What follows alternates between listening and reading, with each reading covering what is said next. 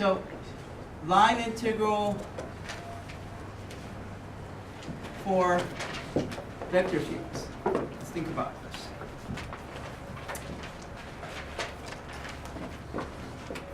So think about a two-dimensional vector field, although we could be doing three-dimensional. Let's keep it simpler. It's not that different if you do a three-dimensional. Let's just think about a two-dimensional vector field. And let's say you're given a curve C whose parameterization is given as RT.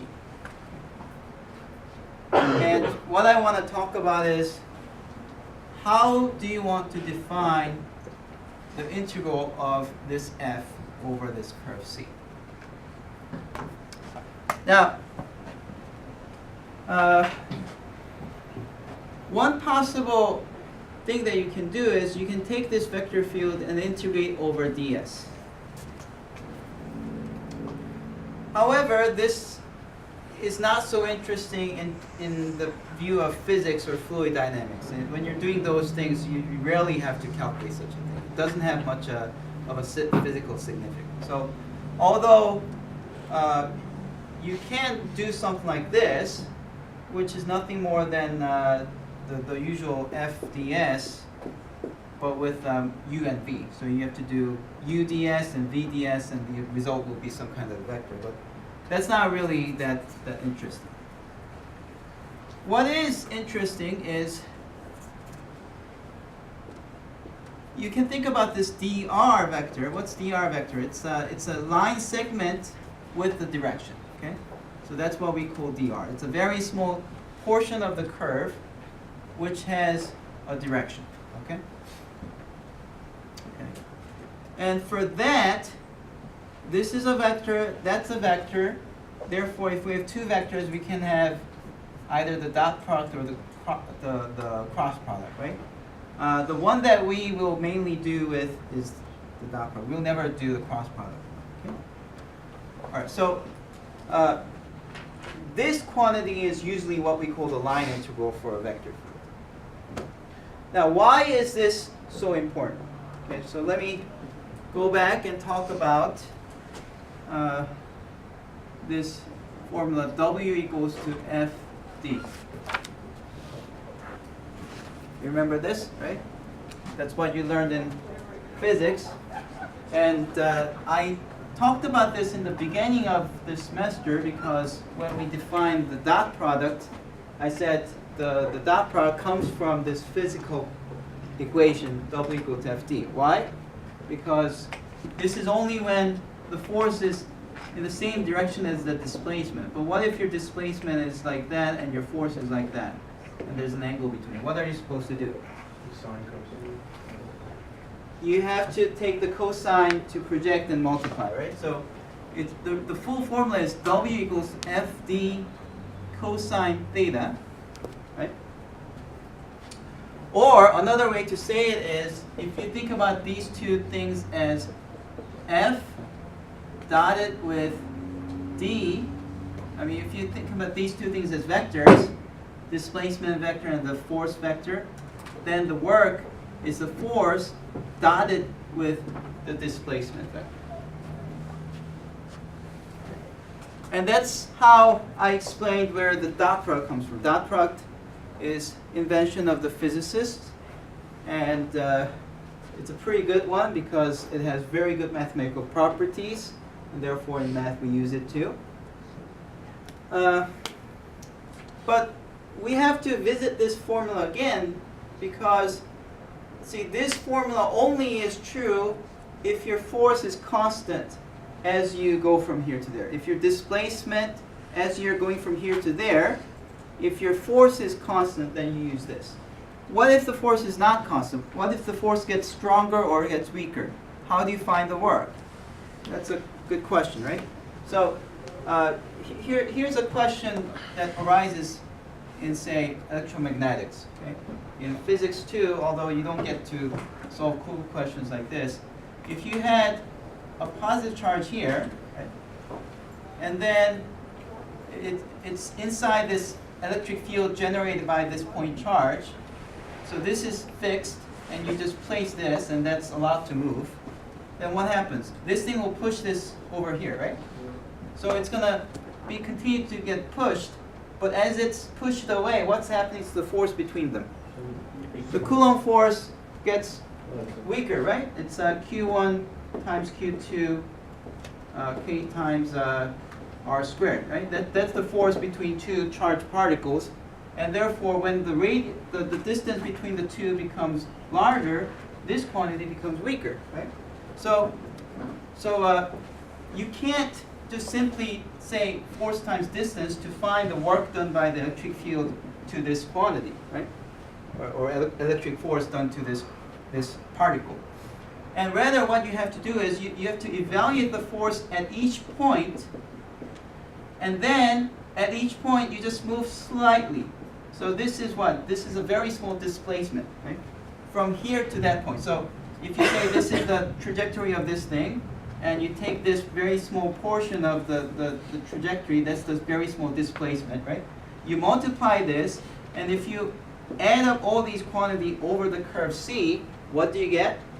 You get the total work done. Okay? And that's when you use this line integral. So in physics, the line integral has the meaning of the work done by the force field. Okay. And there are other places where you have such a thing. I think if you have yeah, right. So in fluid dynamics, you use this to describe certain flux of the fluid across some surface, some boundary.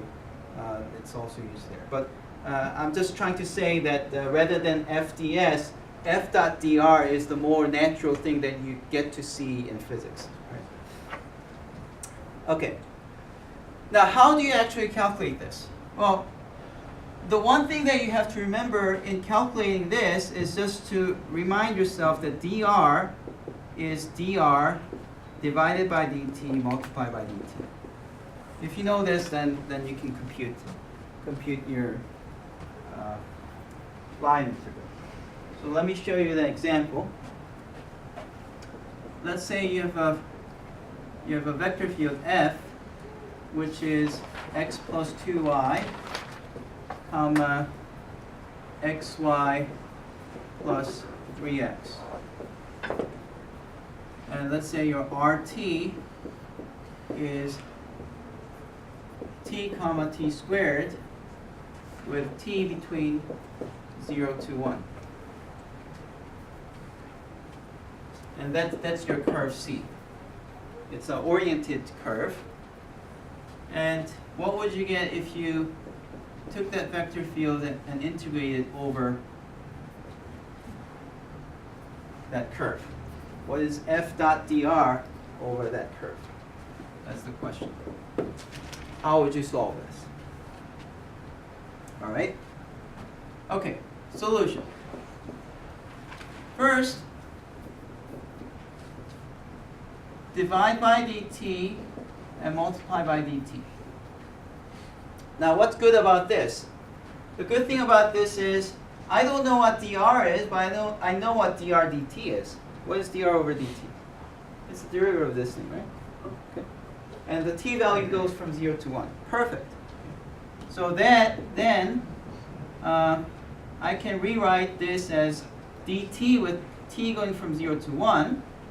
And f has to be evaluated over this curve C, so that means any x that you see should be replaced by t, and any y that you see should be replaced by t squared. All right? So we are going to do the following. 0 to 1, f, which is this thing, will be evaluated at x equal to t and y equals to t squared. So let's see, what's that? X is t plus 2t squared, comma, what? xy, so t times t squared, that's t cubed, and then 3t. Dotted with, now what's dr dt? This is r, dr dt means you differentiate this by t, so what do? 1 comma 2t, right? And then you multiply by dt. Okay? Now everything is just straightforward computation. The only challenge was to remember that you have to divide by dt and multiply by dt, and after that you had to know that f had to be evaluated at rt, and also you had to know that dr dt meant you have to differentiate. And afterwards, this is a straightforward computation, because how do you do dot product? It's this times that, which is t plus 2t squared, right? Plus this times this, which is 2t to the fourth plus 6t squared. Right? When you multiply these two, you get 2t's to the fourth and 6t squared. And you integrate this by t. Let's see, that's integral from 0 to 1. Well, let's just do an integral. This is 1/2 t squared, 2/3 t cubed, 2/5 t to the fifth, and 2t cubed. And you have to plug in 1 and 0. If you plug in 0, there's nothing, so you just have to plug in 1. What's that? That's 1/2 plus 2/3 plus 2/5 plus 2. 2 times 3 times 5 is 30. So over 30, let's see what that is. 15 plus 20, 12, 60. So 107 over 30. That's the result of this computation. That result is not the important. What you really need to remember is that you have to divide by dt and multiply by dt.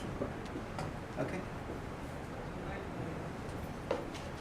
Easy, right?